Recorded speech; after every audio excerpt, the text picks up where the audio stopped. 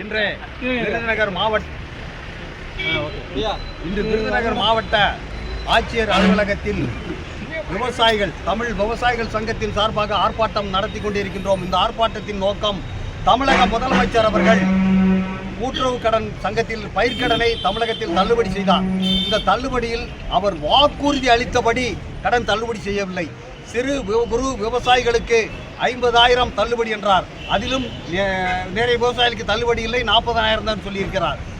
பெரிய விவசாயிகளுக்கு கடன் வாங்கிய தொகையிலிருந்து 50% தள்ளுபடி என்றால் அதில் 5,000 என்று அறிவித்திருக்கிறார். இது விவசாயிகளை மிக மிக கேவலப்படுத்தும் சூழ்நிலை. நாங்கள் கேட்பது கடன் தள்ளுபடி, இவரிடம் பிச்சை அல்ல. 5,000 ஒரு பிச்சை என்பதுதான் நாங்கள் கருதுகிறோம். இவர் கேவலமாகப்படுத்துகிறார் விவசாயிகளை.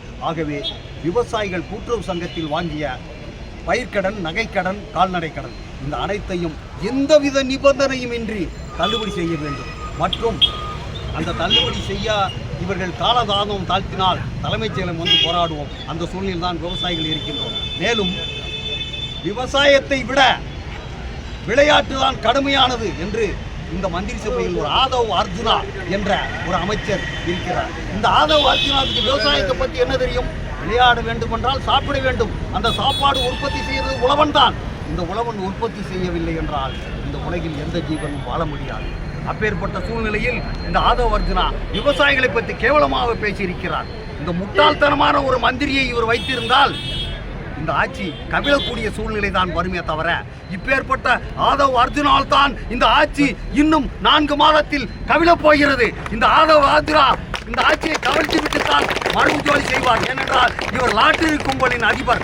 இந்த லாட்டரியை வைத்துத்தான், இவருடைய பணத்தை வைத்துத்தான் இன்றைய ஆட்சி நடந்து கொண்டிருக்கின்றது.